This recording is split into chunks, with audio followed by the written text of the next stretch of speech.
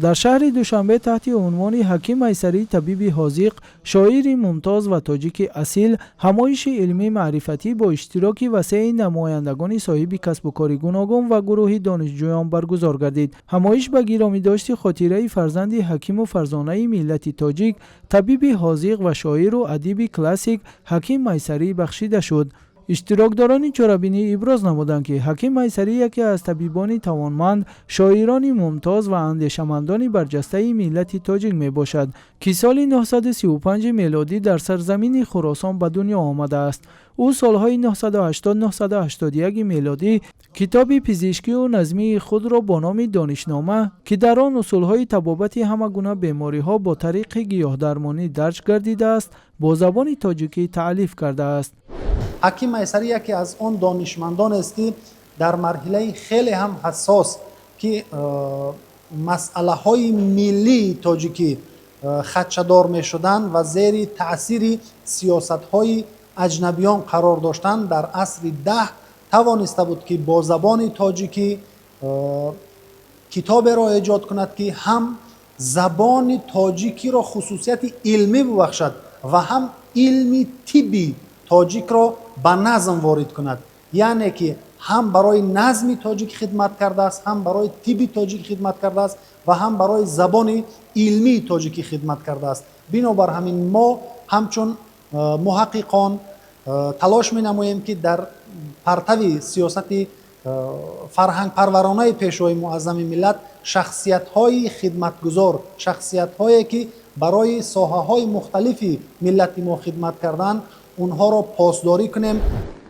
این گونه همایش‌های علمی برای احیای نام شخصیت‌های علمی و ادبی و دانشمندانی که در دوره‌های گوناگون تاریخی برای ملت تاجیک و علم و ادب خلق خدمت کردند، سهمی ارزنده خواهد داشت. قید گردید که پرزیدنت جمهوری تاجیکستان پیشوای ملت محترم امام علی رحمان در جلد یکم کتاب زبان ملت هستی ملت از دانشنامه حکیم میسری یادآور شده، سهم دانشنامه طبیب میسری را در قطار دیگر سرچشمه‌های خطی در تشکل زبان علم و تنظیم اصطلاحات تاجیکی تا به امروز ارزشمند تفسیر کردند.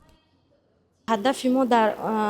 در آینده این است که ما همین علم تاجیک رو به مردم بشناسانیم که در مثلا همین که علم طب داریم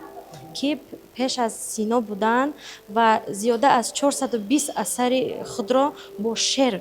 مضمون کردن، با گل و گیاه مثلا طبابت کردن و هدف ما در این است که ما همین مردم با گل و گیاهی که همین شاعر طبیب توصیه دادن مردم را طبابت نماییم. کتاب دانشنامه حکیم میسری کهن‌ترین کتاب منظوم در علم پزشکی می باشد و نسخه خطی این اثر ارزشمند در کتابخانه ملی پاریژ نگهداری می شود. این طبیب نکته‌دان علم طب را در قالب شعر تاجیک وارد کرده در 4405 بیت به بیش از 420 درد روش طبابت پیشنهاد کرده است. دانشنامه میسری یکی از اثرهای باقی مانده او بوده، طبق تحلیل‌ها 50 سال پیش از تولد ابوعلی سینا کار او ایجاد کرده است. حکیم میسری نفری است که 50 سال قریب قبلتر از ابوعلی ابن سینا کار او ایجاد کرده است و همگی تا امروز یک کتاب او دانشنامه که شما تصور کنید از سال 935 تولد شده است و در 50 سالگیش الکی این دانشنامه رو روی کار آورده است، ایجاد نموده است و از عصر 10 تا امروز این دانشنامه برای رشته های گوناگون طب مردمی خدمت کرده است. در این دانشنامه برای 420 نوع‌های گوناگون دردها، راه‌ها و اصول‌های طبابت پیش بینی شده است که من فکر میکنم در شرایط معاصر که اولویت به طب اصیل و به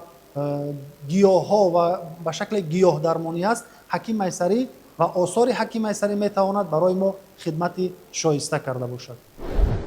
در شرایط جهانی شوی رشد فرهنگ‌های بیگانه و همزمان با استفاده از شبکه‌های اجتماعی به نام ملت‌های دیگر قلمداد کردن شخصیت‌های علمی ملت تاجیک بارها به نظر رسیده است. در فرجام همایش تاکید شد که با فراهم شدن رشد علم و تکنیک، صلح و ثبات پایدار و دستگیری‌های دولت و حکومت کشور، نسل جوان ما را می‌سازد که شخصیت‌های علمی و تاریخی فرزندان فرزانه و خدمتکار ملت خود را بشناسند و آثار علمی و ادبی آنها را صاحبی و ارجگذاری نمایند.